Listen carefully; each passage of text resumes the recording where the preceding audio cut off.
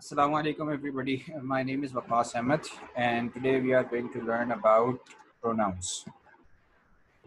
जब pronoun कोई नया टॉपिक नहीं है. We have been learning and studying about pronouns for a very long time. Schools के अंदर हम लोगों ने प्रोनाउंस के बारे में बहुत ज़्यादा पढ़ा है. बेसिक लेवल के ऊपर अगर ये बात बोली जाए कि भाई प्रोनाउन कहते हैं हर उस लफ्ज़ को जो कि नाउन की जगह पर इस्तेमाल किया जाए, तो बिल्कुल गलत नहीं होगा, ऐसे ही है. अच्छा, प्रोनाउन को पढ़ने से पहले जो है ना वो एक प्रोनाउन का चार्ट होता है जिसको हम लोगों ने स्टडी करना है. देखें, throughout the course there are not many things that I would ask you to memorise. ज़्यादा चीज़ें नहीं हैं, लेकिन उनमें से एक चीज़ जो है ना वो है ये प्रोनाउन चार्ट. देखें, प्रोनाउन चार्ट इसके अंदर 5 चीज़ें. एक है सब्जेक्टिव प्रोनाउन, एक है ऑब्जेक्टिव प्रोनाउन, एक है पजेसिव प्रोनाउन, एक को पजेसिव एडजेक्टिव कहते हैं, and the last one is reflexive pronoun. मैं इनमें से एक की एग्जांपल दे रहा हूँ आपको. इसके अंदर मैं आए समझा रहा हूँ पूरा, और इसके बाद फिर बाकी चार्ट आप लोगों ने इसको याद रखना होगा. देखिए, when pronoun acts as a subject means अगर किसी सेंटेंस के अंदर काम का करना डिफाइन हो रहा हो. वैसे काम के करने वाले को सब्जेक्ट नहीं कहते, काम के करने वाले को एजेंट कहते हैं.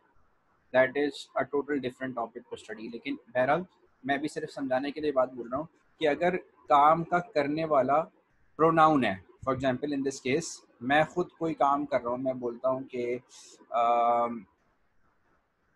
फॉर एग्जांपल मैं कह रहा हूँ कि आई स्टडी MBA, राइट.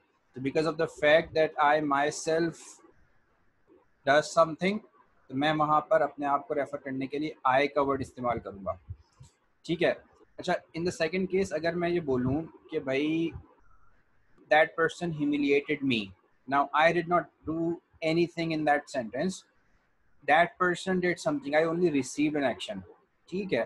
तो वहाँ पे मैं अपने आप को रेफर करने के लिए आई का वर्ड यूज़ नहीं करूँगा, बल्कि मी का वर्ड यूज़ करूँगा. ठीक है. इन द सेम केस अगर मुझे अपनी किसी पोजेशन को शो करना हो, कोई ऐसी चीज़ जो कि मेरी मिल्कियत है, मुझे अगर उसको शो करना होगा तो मैं वाई माई का वर्ड इस्तेमाल करूँगा. फॉर एग्जाम्पल लेट्स से कि this is my laptop और this is my PowerPoint presentation. ठीक है. इन दोनों के अंदर कोई खास फर्क नहीं है, सिर्फ इंटेंसिटी का फर्क है और इन दोनों वर्ड्स की मतलब माई और माइन की प्लेसमेंट का फर्क है. दोनों वर्ड्स पोजेशन को, मिल्कियत को शो करने के लिए ही यूज़ किए जाते हैं. फ़र्क सिर्फ ये है कि जो पॉजेसिव होता है ये हम लोग सेंटेंस के बीच में इस्तेमाल करते हैं, और जो पॉजेसिव होता है वो सेंटेंस के आखिर में इस्तेमाल होता है. मिसाल के तौर पे मैं कह रहा हूँ कि this is my laptop and I say this laptop is mine. ठीक है. This is our flat and this is our flat and this flat is ours, right. This is your pencil and this pencil is yours. तो दोनों words जो हैं वो अपनी possession को show करने के लिए ही इस्तेमाल किए जाते हैं, लेकिन इनकी प्लेसमेंट जो है ना वो थोड़ी सी डिफरेंट होती है. अच्छा, reflexive pronoun talks about the person himself. मिसाल के तौर पर मैं कह रहा हूँ कि I blame my self for this failure. ठीक है. या फॉर एग्जाम्पल इफ आई से we ourselves penetrated in that scenario, right. For example, if I say they taught themselves how to be efficient, they taught themselves how to be efficient. तो वो तमाम words जो कि refer back करें और reflect करें अपने आप को, तो उसके लिए हम लोग रिफ्लेक्सिव प्रोनाउन का वर्ड इस्तेमाल करते हैं. इस चार्ट को हमें मेमोराइज करना होगा. if we do not memorize this pronoun chart, it is relatively difficult to study this topic. मतलब थोड़ा सा मुश्किल हो जाएगा अगर हम लोग इस टॉपिक को वैसे ही पढ़ेंगे तो. ठीक है. अच्छा, इसके बाद जो है ना वो हम लोग प्रोनाउन चार्ट के अंदर कुछ रूल्स हम लोगों ने पढ़ने हैं. वो रूल्स क्या हैं? देखें, वैसे तो आसान टॉपिक है, लेकिन एट टाइम्स इसके अंदर थोड़ी सी कन्फ्यूजन बढ़ जाती है. मिसाल के तौर पे अगर आप लोग ये सेंटेंस देखें, लिखा हुआ है the teacher told the student that it was her responsibility to hand out the books. अब देखो इसके अंदर कितने सब्जेक्ट्स हैं, एक ये है, एक ये है, ये दो नाउन्स हैं, और उसके बाद यहाँ पे उनको रेफर बैक करने के लिए जो एंटीसीडेंट यूज़ हुआ है वो हर यूज़ हुआ है। बट द प्रॉब्लम इज अगर मैं सेंटेंस को पढ़ूँ तो मुझे ये समझ में नहीं आ रहा कि भाई ये हर से मुराद टीचर है या स्टूडेंट है। क्या हुआ है, the teacher told the student that it was her responsibility to hand out the books। तो हर रिस्पॉन्सिबिलिटी से मुराद क्या है, टीचर्स रिस्पॉन्सिबिलिटी और the student's responsibility. That is why we say that this sentence has ambiguity or this has ambiguous reference। ambiguous means something which is not clear। कोई ऐसी चीज जिसके अंदर क्लैरिटी ना हो, जिससे बात पूरे तरीके से समझ में ना आ सके, उसको हम लोग एम्बिगिटी कहते हैं। ठीक है, इसकी कुछ एग्जांपल्स हैं वो आप लोग समझ लें।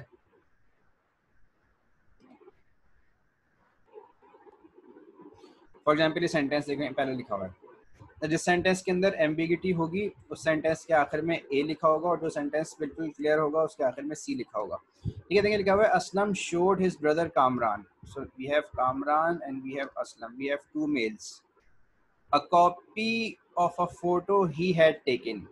अब यहाँ पे जो एंटीसीडेंट है वो प्रोनाउन जो कि रेफर बैक कर रहा है, उससे मुझे ये बात समझ में नहीं आ रही कि भाई असलम की बात हो रही है या कामरान की बात हो रही है। Aslam showed his brother Kamran a copy of a photo he had taken, so this sentence has ambiguity in it। ठीक है, इस तरीके से सेकंड सेंटेंस देखें, when Danish phoned his father he was not feeling well। now who was not feeling well, Danish और his father, ये चीज़ हमें समझ में नहीं आ रही इस सेंटेंस के अंदर। अच्छा, थर्ड सेंटेंस लिखा हुआ है Shakeel told his father that he was working too hard. So now who was working too hard, Shakeel अपने बारे में बात कर रहा है या अपने फादर को बोल रहा है कि भाई आप बहुत ज़्यादा मेहनत कर रहे हैं? तो ये चीज़ इससे क्लियर नहीं हो रही। ठीक है, so there are ways to clear this ambiguity. इस एम्बिगिटी को खत्म करने के कुछ तरीके हैं। हम लोग सेंटेंस के स्ट्रक्चर के अंदर थोड़ा सा सेंटेंस को पैराफ्रेज कर देते हैं तो सेंटेंस के अंदर बिल्कुल क्लैरिटी आ जाती है। मिसाल के तौर पर पहला सेंटेंस लिखा हुआ है असलम, मैंने सेंटेंस को पैराफ्रेज किया, मैंने लिखा Aslam showed a copy of a photo he had taken to his brother Kamran। अब ये बात समझ में आ गई कि भाई फोटो, जो फोटो की कॉपी थी किसने शो करी और किसको दिखाई, मतलब Aslam showed a copy to his brother, वो फोटो जो कि उसने ली थी। ठीक है, तो ये बात क्लियर हो गई इससे। Second sentence, when Danish found his father he was not feeling well। when he found his father Danish was not feeling well। का मतलब ये हुआ कि दानिश ने अपने बारे में बात करी है। when he found his father Danish was not feeling well। ठीक है, Shakeel told his father that he was working too hard। तो इसके अंदर एक तरीका ये भी है कि हम लोग सेंटेंस को जो है वो डायरेक्ट स्पीच के अंदर लेके चले जाएं, और डायरेक्ट स्पीच के अंदर जब लेके चले जाएंगे तो फिर हमारे पास ये आई जो है ये रेफर बैक करता है रिपोर्टिंग स्पीच के सब्जेक्ट से। ये एक ऐसा टॉपिक है जो कि डायरेक्ट इनडायरेक्ट के अंदर बड़ा डिटेल के अंदर आएगा। इससे बात समझ में आएगी शकील के शकील जो है ना वो अपने बारे में बात कर रहा है। So there are ways to to clear a sentence, to clear ambiguity in a sentence. तो हम लोग जो है ना वो इस चीज़ से बात समझ सकते हैं। एक तरीका ये है कि भाई आप नाउन ऐड कर दें, एक तरीका एक सेंटेंस को आप पैराफ्रेज कर दें, और एक तरीका ये है कि आप सेंटेंस को डायरेक्ट स्पीच के अंदर चेंज कर दें। So there are three possible ways through which we can clear a sentence from its ambiguity. ठीक है, इसके बाद फिर हम लोग एक और टाइप का एरर पढ़ेंगे, यूज ऑफ सब्जेक्ट प्रोनाउंस। हम लोगों ने पहला जो रूल पहली जो स्लाइड थी उसके अंदर सब्जेक्टिव प्रोनाउन का जो कॉलम था, सब्जेक्टिव प्रोनाउन का जो कॉलम था उसको हमें देखना होगा क्योंकि उसकी ही सारी बात हो रही है। मतलब आई, ही, शी, इट, यू, वी, दे, ये वाले जो बातें हैं ना, इसको हम लोगों ने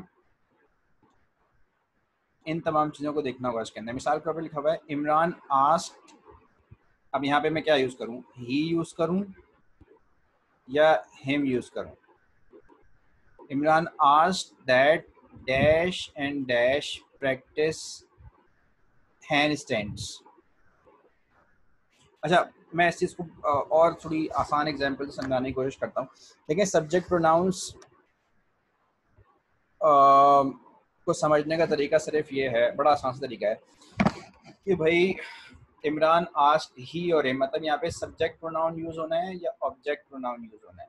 ये चीज समझने का सिंपल सा तरीका ये है कि आप सेंटेंस के अंदर जाएंगे अपने वर्ब्स के पास। अभी भूल जाएं कि हम लोग सब्जेक्ट प्रोनाउन कर रहे हैं, हम लोग जाएंगे वर्ब के पास। एक वर्ब ये रहा इमरान आस्क्ड, ठीक है, और दूसरा वर्ब ये रहा प्रैक्टिस। ठीक है, आप वर्ब के पास गए और आपने वर्ब से पूछा भाई हु आस्क्ड, हमें पता चला इमरान आस्क्ड। ठीक है, ये बात तो क्लियर है, कोई मसले वाली बात नहीं है। फिर हम दूसरे वर्ड के पास आए, दूसरे वर्ब के पास आए, हमने पूछा यस भाई who practice, so the person replied के he and she they practiced. So verb को मतलब सब्जेक्ट को आइडेंटिफाई करने का बेस्ट तरीका ये है कि आप वर्ब के पास जाएं और वर्ब से पूछें हु। तो जब आप ये हु का क्वेश्चन करेंगे तो क्लियर हो जाएगा कि भाई ये सब्जेक्ट प्रोनाउन ही था, यहाँ पे ऑब्जेक्ट प्रोनाउन नहीं आ सकता, क्योंकि ऑब्जेक्ट प्रोनाउन तो डूअर ऑफ एन एक्शन नहीं होता बल्कि रिसीवर ऑफ एन एक्शन होता है। ठीक है, so Imran asked that he and she practice handstands, इसका आंसर ये होगा। ठीक है, फॉर एग्जाम्पल नेक्स्ट सेंटेंस के ऊपर अगर हम आए तो नेक्स्ट सेंटेंस कहता है when we went out for pizza he and she fought over the check. ये मैंने चेक गलत लिख दिया, पार्डन मी फॉर दिस, ये वाला चेक हुआ CHEQ।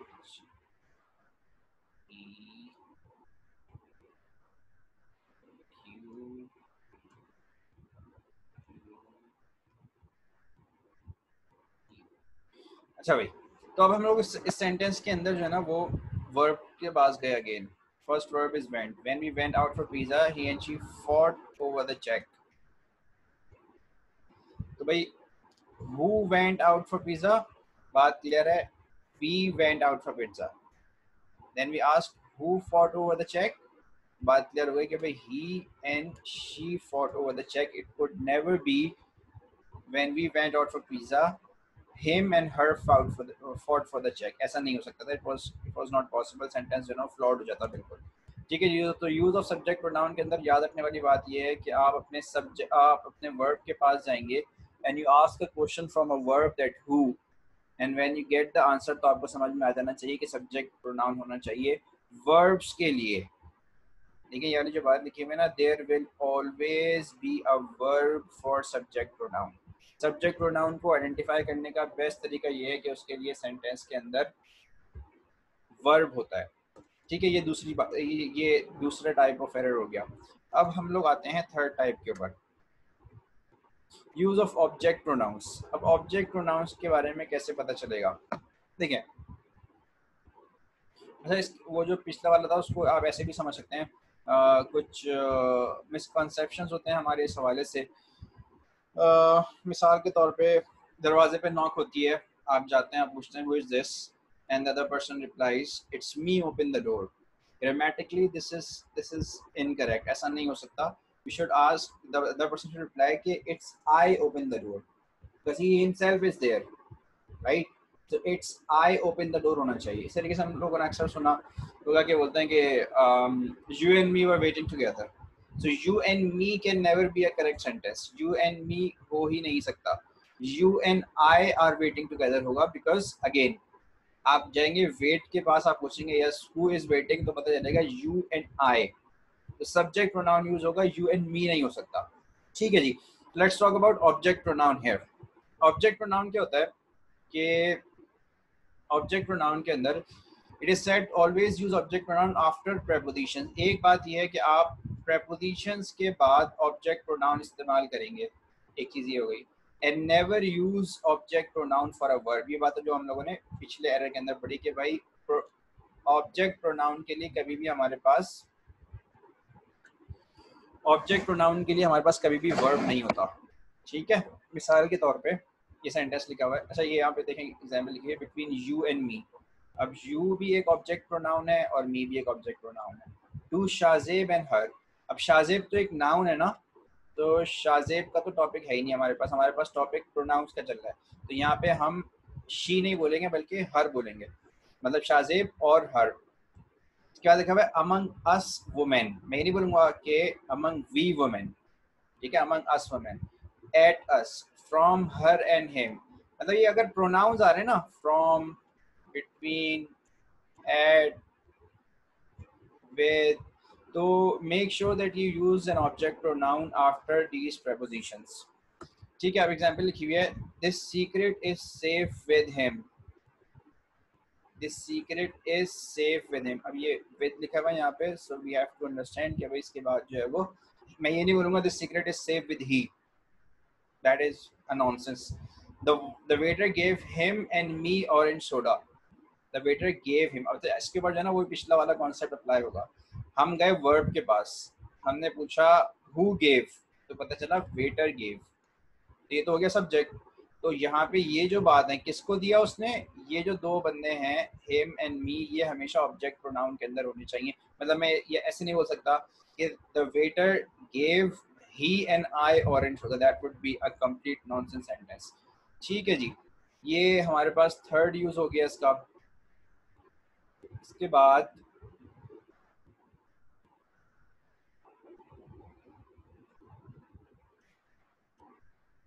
Pronoun and comparison, this is something really interesting, ये बड़ी इंटरेस्टिंग चीज है भाई। अगर सेंटेंस, हम लोगों ने ऐसा सेंटेंस सुना है ना कि for example he teaches better than me, he teaches better than me, तो अगर कंपैरिजन यूज हुआ है ना, देन का वर्ड अगर यूज हुआ है, अगर देन का वर्ड यूज हुआ है, कहाँ गया, अगर देन का वर्ड यूज हुआ है या फिर एज करके कोई बात हुई है, इसकी मैं अभी आपको एग्जांपल देता हूँ। तो याद रखें कि जहांगीर रन्स, ये फास्टर है, this is again a typo, pardon me for this please, this is faster.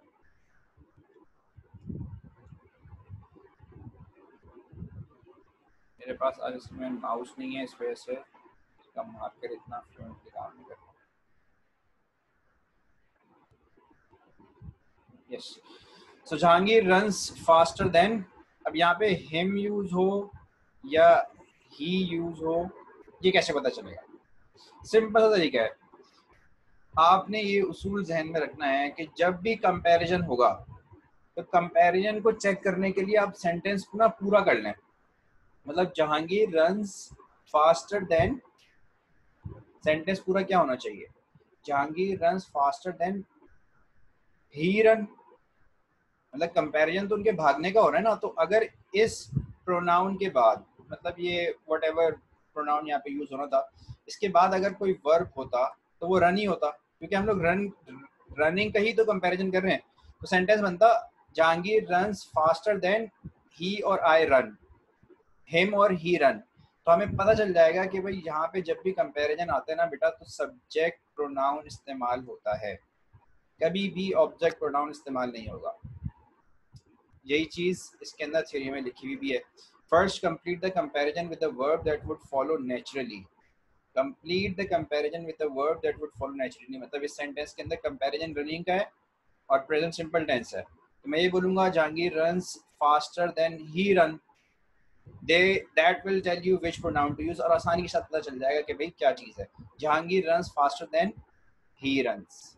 ठीक है, my brother has bigger feet than I do, ठीक है, मतलब अगर यहाँ पे सेंटेंस के अंदर लिखा होता आई और मी, इसमें से एक सेलेक्ट करना होता, उसका तरीका ये कि आप आगे वर्ब लगा के सेंटेंस पूरा कर दें, तो आपको पता चल जाएगा कि भाई इसके अंदर सब्जेक्ट प्रोनाउन यूज होना है या ऑब्जेक्ट प्रोनाउन यूज होना है। ठीक है, this is pronoun in comparison.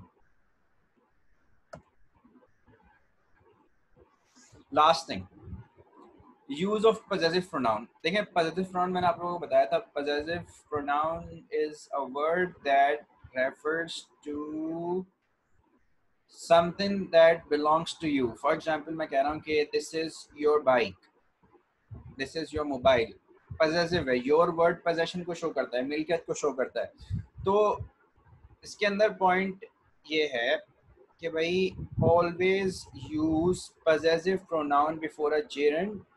अब gerund क्या होता है, gerund is a noun that looks like a verb because it has ing.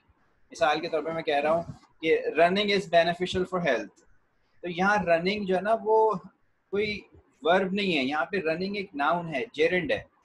Gerund की सिंपल सी पहचान ये है कि भाई it ends with ing but it does not have a helping verb. अगर हेल्पिंग वर्ब होगा तो वो वर्ब बन जाएगा, लेकिन यहाँ पे हम लोग जेरेंड की बात कर रहे हैं, हेल्पिंग वर्ब की बात नहीं कर रहे। मिसाल के तौर पे अच्छा उसूल ये कहता है कि पजेसिव प्रोनाउन यूज होगा जेरेंड से पहले, ऑब्जेक्ट प्रोनाउन यूज नहीं होगा। लिखा हुआ है her asking the question shows that she is alert. Now it may sound weird क्योंकि हम लोग बहुत सारी चीजें कन्वेंशन की बेस पे चला रहे होते हैं, तो बहुत सारी चीजें जो है ना वो स्पोकन इंग्लिश में गलत होती हैं। तो हर आस्किंग द क्वेश्चन, अब देखें ये जेरेंड है, आस्किंग इज अ जेरेंड, तो इससे पहले वाला प्रोनाउन जो है ना वो पजेसिव होना चाहिए, जो कि है। ठीक है, तो इस सेंटेंस का फ्लो बिल्कुल ठीक है।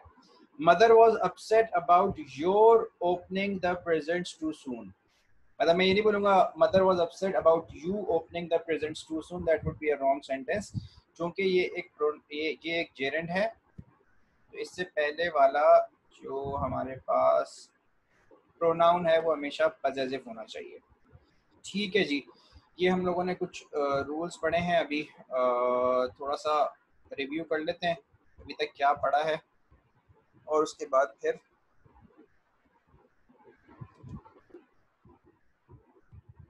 हम लोगों ने सबसे पहले ये चार्ट पढ़ा था कि भाई सब्जेक्टिव प्रोनाउन क्या है, ऑब्जेक्टिव प्रोनाउन क्या है, पजेसिव प्रोनाउन क्या है, पजेसिव एडजेक्टिव क्या है, और रिफ्लेक्सिव प्रोनाउन क्या है।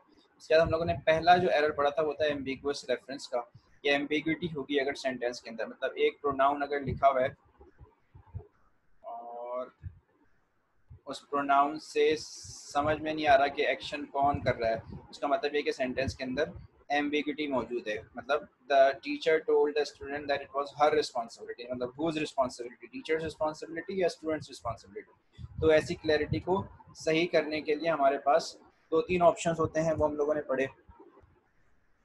पहला ऑप्शन ये होता है कि आप सेंटेंस के अंदर सेंटेंस का जो स्ट्रक्चर है उसको पैराफ्रेज कर दें, मतलब ये सेंटेंस पैराफ्रेज हुआ है तो ये सही हो गया। दूसरा स्ट्रक्चर ये है कि भाई आप ये इस ही की जगह पे नाउन यूज कर लें, कन्फ्यूजन खत्म हो गई।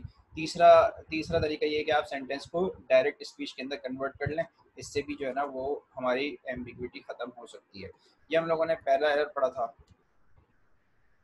इसके बाद हम लोगों ने सब्जेक्ट प्रोनाउन का यूज़ पढ़ा, और सब्जेक्ट प्रोनाउन को पहचानने का सिंपल सा तरीका ये है, बड़ा आसान तरीका ये है कि आप वर्ब के पास जाएं and you ask a question from a verb directly that who does something. मिसाल के तौर पे सेंटेंस के अंदर है Imran asked that, so who asked Imran, Imran subject हो गया। दैट ही और शी प्रैक्टिस हैंड स्टैंड्स, तो भाई प्रैक्टिस किसने करी, आप गए प्रैक्टिस, आपने पूछा हु प्रैक्टिस, तो आपको पता चल गया कि ही और शी, तो यहाँ पे हर का कोई काम ही नहीं है। इस सेंटेंस के अंदर when you went out for pizza, you go to went and you ask who went, तो हमें पता चल गया we went। and then the second expression said he and she fought, तो fought के पास जाके आप पूछेंगे कि भाई who fought, तो हमें पता चल जाएगा कि इससे पहले जो दो प्रोनाउंस लिखे हैं वो हमारे पास सब्जेक्ट प्रोनाउन है। इसके बाद हम लोगों ने ऑब्जेक्ट प्रोनाउन का तरीका पढ़ा। ऑब्जेक्ट प्रोनाउन बड़ा सिंपल था, इसके अंदर सिर्फ ये बात थी कि भाई हम लोग प्रेपोजिशन के बाद हमेशा ऑब्जेक्ट प्रोनाउन इस्तेमाल करते हैं, प्रेपोजिशन से प्रेपोजिशन के बाद सब्जेक्ट प्रोनाउन इस्तेमाल नहीं किया जाता। यहाँ पे कुछ एग्जांपल्स लिखी हुई थी, इसको एक दफ़ा और रिव्यू कर लेगा। इसके बाद हम लोगों ने प्रोनाउन इन कंपैरिजन पढ़ा कि जब कंपैरिजन हो तो उसूल ये है कि भाई इस सेंटेंस के अंदर मिसाल के तौर पर लिखा हुआ है Jahangir runs faster than he, तो मैं सेंटेंस को पूरा कर दूं, ये टाइपो है, ये आफ्टर नहीं है, ये फास्टर है।